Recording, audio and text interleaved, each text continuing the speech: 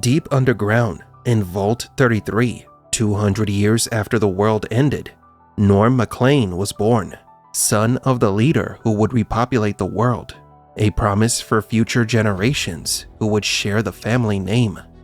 Norm is as intelligent as he is quiet. He was often bored with every job he was assigned. Are you aware that at every job you've been assigned to, your performance review has been lax enthusiasm? No, but that sounds accurate. Yet the boy would eventually discover that Vault-Tec was more than an ideology for the humans of the future. It was the cause of humanity's extinction, having designed a system to perpetuate its power from the shadows, using its executives as the head of the company generation after generation. I'm a GloomyGeek, and what if the son is meant to surpass his father, but becomes something worse? Vault-Tec's plans did not account for the possibility that one of the sons of the most dangerous executive could be more dangerous than his father. Norm escaped the vault, believing he had freed himself. He thought he was following his own path, but he wasn't. He was on the path to becoming his father.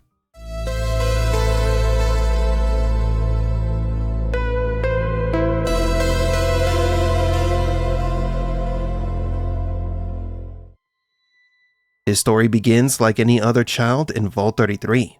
Norm MacLean was destined to continue Vault-Tec's dominance.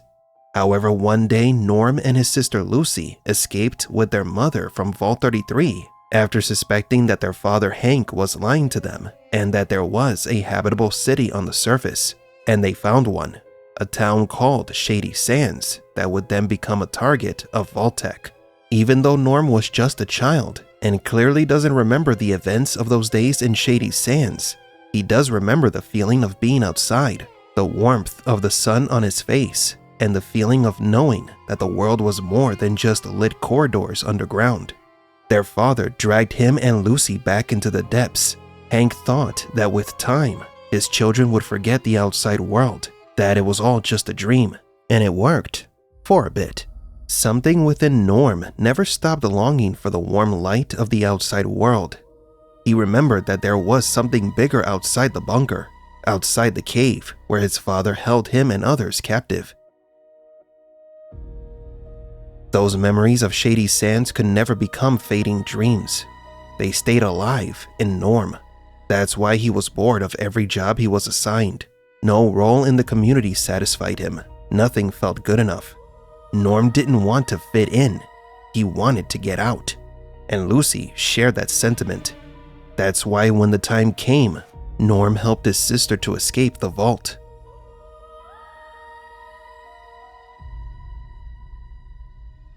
The siblings separated.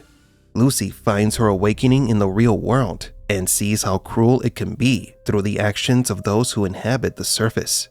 Norm, on the other hand, awakens by looking inward at the lies created by his father. He sees how cruel his world is to the people shielded from reality. They were both enlightened by the truth, but their awakening takes a deeper, dangerous, and darker path. The path that pushes Norm to take his father's place. What are you doing? Thawing everyone. What? No! You can't just thaw them all! Unlike other members of Vault 33, Norm doesn't follow instructions. He disobeys them, attacks them, and then leads the Vault-Tec executives outside, lying to them and making them believe that they are part of a plan to reclaim the world. Norm, like his father, used deception to his advantage. We saw how Norm uses the executives as stepping stones towards the outside, towards the real world. He destroyed the Vault-Tec protocol and felt the sun on his face once again. The story of a son who goes against his father, thus becoming something worse. What does this story remind you of?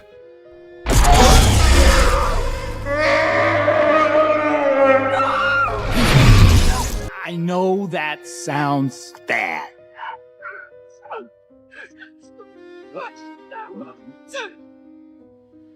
Stand up. The archetype of the child who surpasses their parents originates from Greek mythology. In the beginning, there was Uranus, a primordial god who feared his offspring. Afraid of being replaced, he kept his children trapped inside Gaia's womb, preventing them from being born. Gaia, wary of this confinement, conspires against Uranus and helped one of her sons, Kronos, escape. Kronos overthrew his father and seized power, only to then commit the same mistake. According to the myth, terrified by a prophecy that foretold that one of his children would dethrone him, Kronos devoured all of his children at birth. Yet the prophecy could not be avoided, as Zeus was born and raised in secret. The son of Kronos would return and defeat his father, thus establishing the cycle. The father fears the son dethrones the father, and power is exchanged through violence, just like Norm and his father. Norm, Lucy, and their mother escaped to the surface and found another world. That is when Hank gets scared and traps them inside Vault 33, just like Uranus, who confined his children to their mother's womb. Hank wanted his children to live forever in ignorance underground. For Vault-Tec, the best way to control the future is to control the present. Having children learn the truth is dangerous, because just as Zeus replaced Kronos and Kronos replaced Uranus, Norm is destined to replace Hank.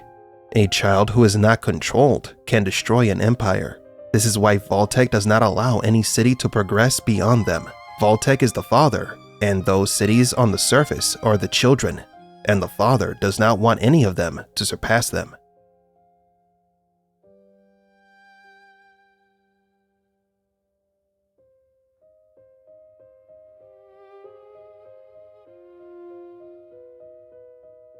Every time a new city emerges, the company sends someone to destroy or cannibalize it, like Kronos feeding on his children. The birth of Norm and Lucy represents the emergence of a new generation that wasn't supposed to escape the womb, but did.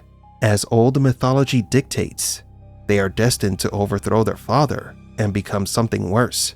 Norm manipulates people to lead them to the surface. He has already shown leadership and manipulative skills, the same attributes that led his father to the top of the food chain. Norm has earned his family name, as he is becoming something worse than Hank. So what do you think? Will Norm become a worse version of his father? I'm a GloomyGeek, and don't forget to like and subscribe. Are you aware that at every job you've been assigned to, your performance review has been lax enthusiasm? No, but that sounds accurate.